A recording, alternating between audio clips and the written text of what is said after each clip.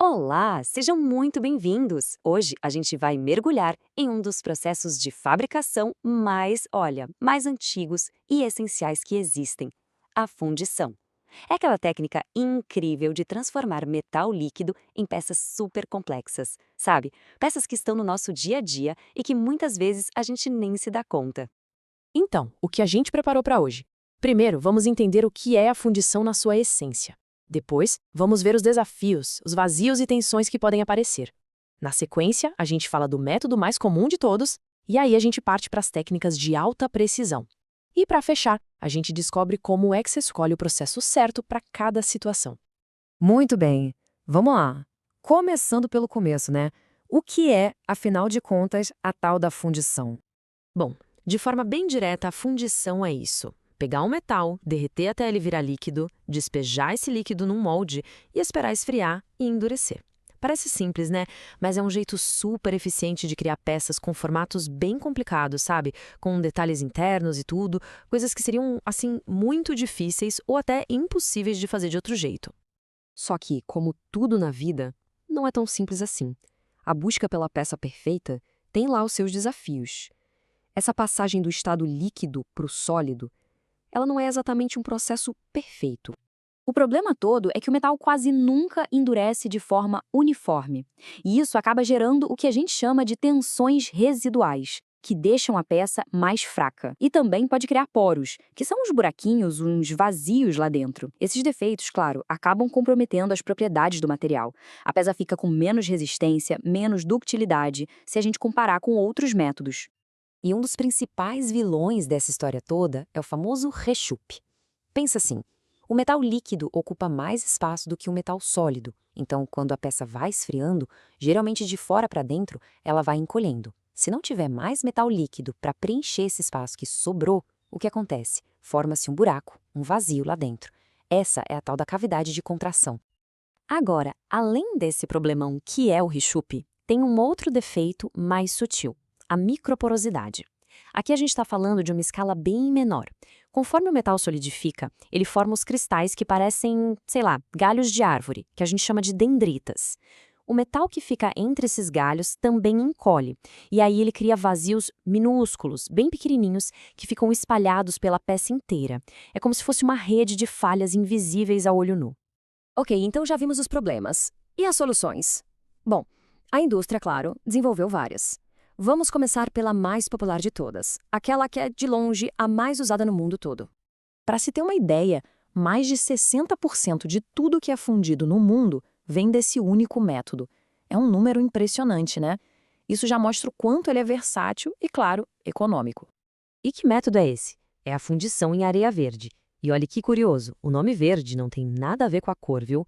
É porque a areia usada está úmida, crua.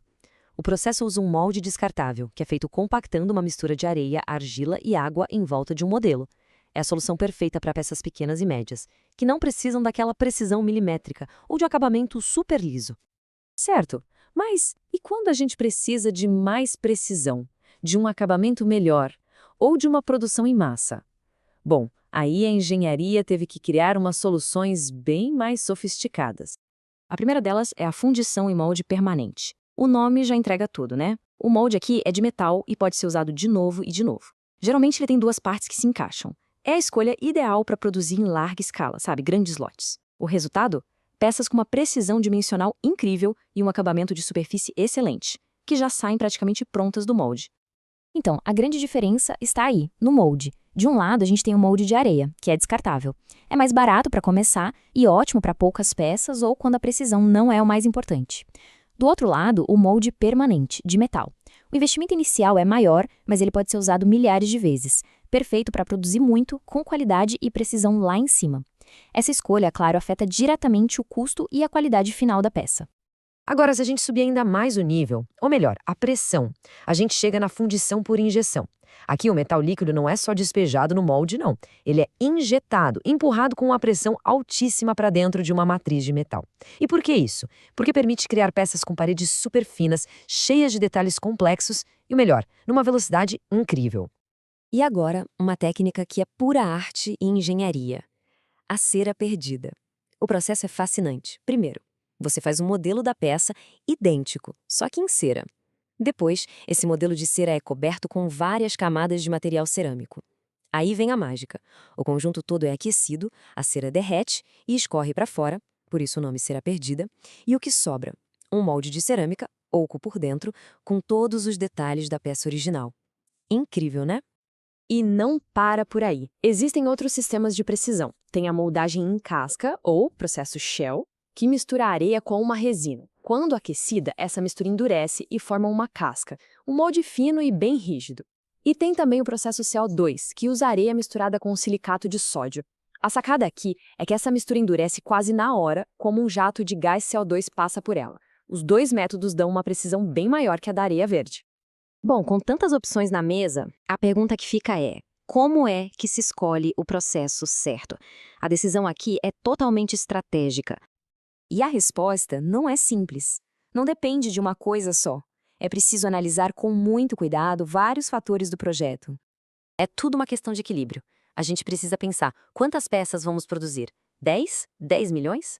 Qual o nível de complexidade da peça?